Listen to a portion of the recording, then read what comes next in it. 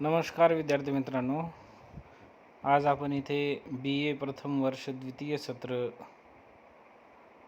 व्याकरणशास्त्र जे काही आपला चौथा पेपर आहे याविषयी आपण इथे चर्चा करणार आहोत. यामध्ये लघु सिद्धांत कौमुदी एक व्याकरणाचं पुस्तक आहे. त्यामधले 3 चॅप्टर आपल्याला आहेत. त्यामध्ये आहे प्रत्याहार प्रकरण, संज्ञा प्रकरण आणि अचसंधी प्रकरण असे ही 3 प्रकरण यामधून आहेत. त्यानंतर पाणिनीय पंचोपदेश परिचय, अर्थात पाणिनीय एक महर्षी होते.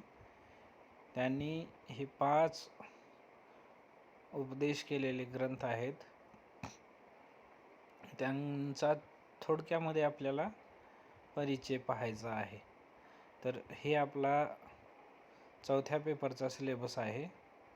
तर आज आपण इथे लघु सिद्धांत कौमुदीचा प्रत्याहार हे आपण इथे बघणार आहोत. हे पाणिनीचे जे प्रत्याहार सूत्र आहेत त्याला माहेश्वर सूत्र पण असं म्हटलं जाते. तर इथे आपण बघत आहोत की माहेश्वर सूत्र काय आहे, तर त्याला शिवसूत्रांनी पण म्हणतात. कारण ते महादेवाच्या डमरूनं उत्पन्न झालेले पण असे काही म्हणतात. तर याला संस्कृत व्याकरणाचा मुख्य आधार म्हटलं जातं.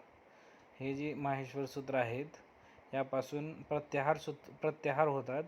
ते जे प्रत्याहार आहेत हे संस्कृत व्याकरणाचे मुख्य आधार आहेत. प्रत्याहार पाणिनि ने संस्कृत भाषा के तत्कालीन स्वरूप को परिष्कृत एवं नियमित करने के उद्देश्य से भाषा के विभिन्न अवयवों एवं घटकों यथा ध्वनि विभाग, अक्षर समन्वय, नाम, संज्ञा, सर्वनाम, विशेषण, पद, आख्यात, क्रिया, उपसर्ग, अव्यय, वाक्य, लिंग इत्यादि तथा अनेक अंतर संबंधों का समावेश अष्टाध्यायी में किया है. जसं की हे जे अष्टाध्यायी आहे यामध्ये भाषा कशी परिष्कृत होईल याविषयी जे काही साधन आहेत, जे काही त्यांना लागणारी जी सामग्री आहे त्या सामग्रीचं, त्या सूत्रांचं इथे निर्मिती केलेली आहे पाणिनीने. तर अशा ह्या अष्टाध्यायीमध्ये 32 पाद आहेत, 8 अध्याय आहेत आणि 8 अध्याय 4 पादामध्ये विभक्त आहेत. व्याकरण के इस महनीय ग्रंथ में पाणिनि ने विभक्ति प्रधान संस्कृत भाषा के विशाल कलेवर का समग्र एवं संपूर्ण विवेचन लगभग 4000 सूत्रों में किया है, जो 8 अध्यायों में संख्या की दृष्टि से असमान रूप से विभाजित है. अर्थात यामध्ये 3975 काहीतरी सूत्र आहेत. तर हे अष्टाध्यायी जे आहे व्याकरणावर आधारित मुख्य पुस्तक हे अष्टाध्यायी आहे. तत्कालीन समाज में लेखन सामग्री की दुष्प्राप्यता को ध्यान में रखते हुए पाणिनि ने व्याकरण को स्मृतिगम्य बनाने के लिए सूत्र शैली की सहायता ली है. अर्थात त्यावेळेस लिहायचं साधन नसल्यामुळे पाणिनीने स्मृतिगम्य अर्थात या आपल्या स्मृतीमध्ये विस्मरण होऊ नये म्हणून ते कंठस्थी करण्यासाठी सूत्र रूपामध्ये त्याची निर्मिती केलेली आहे. पुनः विवेचन को अतिशय संक्षिप्त बनाने हेतु पाणिनि ने अपने पूर्ववर्ती व्याकरणों से प्राप्त उपकरणों के साथ साथ स्वयं भी अनेक उपकरणों का प्रयोग किया है, जिनमें शिवसूत्र या माहेश्वर सूत्र सबसे महत्त्वपूर्ण आहे. जसं की आपण वरी बघितलंच आहोत की हे जे शिवसूत्र आहेत, माहेश्वर सूत्र हे अति महत्त्वपूर्ण आहेत. कारण की यापासूनच या सर्व अष्टाध्यायीमध्ये जी सूत्र आहेत त्या सूत्रांची निर्मिती प्रत्याहार स्वरूपामध्ये जी लागायची जी सामग्री आहे ते सर्व ह्या माहेश्वर सूत्रातूनच निर्मिती होते. तर हे जे माहेश्वर सूत्र आहेत, तर हे असं म्हटलं जातं की हे भगवान महादेवच्या डमरूपासून हे निघालेले आहेत. तर काय, नृत्तावसाने नटराज राजो ननाद ढक्काम नव पंचवारम उद्धर्तु कामासनकादि सिद्धान्नय तद्विमर्शे शिवसूत्र जालम.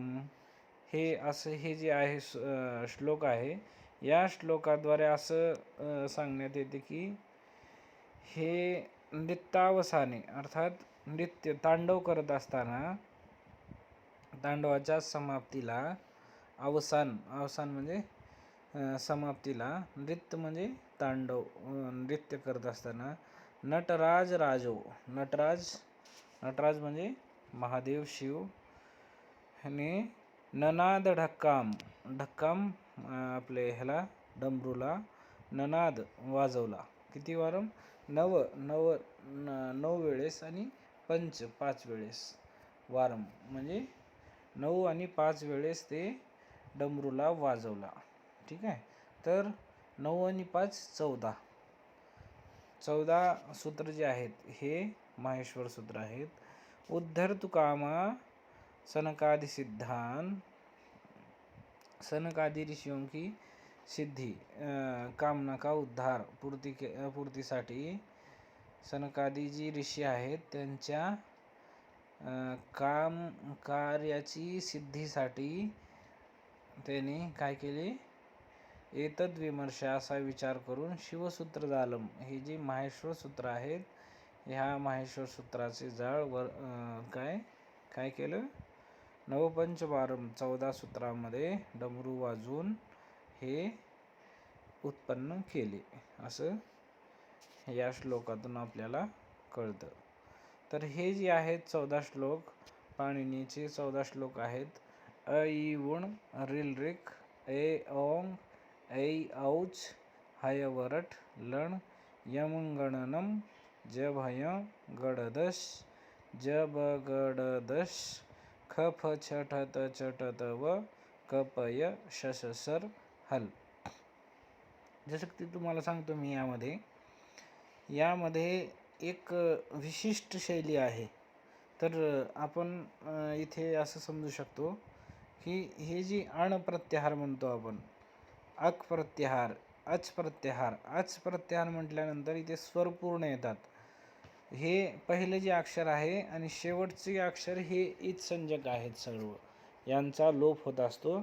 या लोप अक्षरासोबत ह्या प्रत्याहार तयार होतात. तर अण म्हटल्याने अ इ उ हे 3 अक्षर येतात. अच म्हटल्याने स्वर हे पूर्ण स्वर अ इ उ रिल री ए ओ ऐ औ हे पूर्ण स्वर येतात. तर यासोबतच त्यानंतर हय वरठ हे आले, पुन्हा यमंगडनम हे 5वे अक्षर, पुन्हा 4थे अक्षर, पुन्हा 3रे अक्षर, 2रे अक्षर, पुन्हा पहिले अक्षर, पुन्हा उष्म, हे असं हे निर्मिती आहे. या निर्मितीपासूनच या सर्व प्रत्याहारांची इथे पाणिनीच्या व्याकरणामध्ये अष्टाध्यायामध्ये त्याचा प्रयोग केलेला आहे. यापासूनच पूर्ण अष्टाध्यायी, पूर्ण महाभाष्य, सर्व काही अवलंबून असलेले जे ग्रंथ आहेत ते सर्व इथूनच आपल्याला अवलंब दिसतो. तर हे जी आई उण रिल रिक ए ओंग ऐ औच हे अच प्रत्याहार झाला इथंपर्यंत. हे जे 4 सूत्र आहेत पहिले, हे अच प्रत्याहाराचे झाले. अच प्रत्याहार म्हटल्यानंतर अ इ उ रिल री ए औ ऐ औ हे असे स्वर येतात. हे असे 14 सूत्र जे आहेत यामध्ये 43 प्रत्याहार तयार होतात. 43 प्रत्याहार आपल्याला हे बघायचे आहेत. हे आपण उद्याच्या पाठामध्ये आपण बघूयात. हे माहेश्वर सूत्र की व्याख्या, उपर्युक्त 14 सूत्रों में संस्कृत भाषा के वर्णों अक्षर समन्वय को एक विशिष्ट प्रकार से संयोजित किया गया है. फलतः पाणिनि को शब्दों के निर्वचन या नियमों में जब भी किन्हीं विशेष वर्ण समूह एक से अधिक के प्रयोग की आवश्यकता होती है, वे उन वर्णों अक्षरों को माहेश्वर सूत्रों से प्रत्याहार बनाकर संक्षेप में ग्रहण करते हैं। माहेश्वर सूत्रों की इसी कारण प्रत्याहार विधायक सूत्र भी कहते हैं। प्रत्याहार बनाने की विधि तथा संस्कृत व्याकरण में उनके बहुविध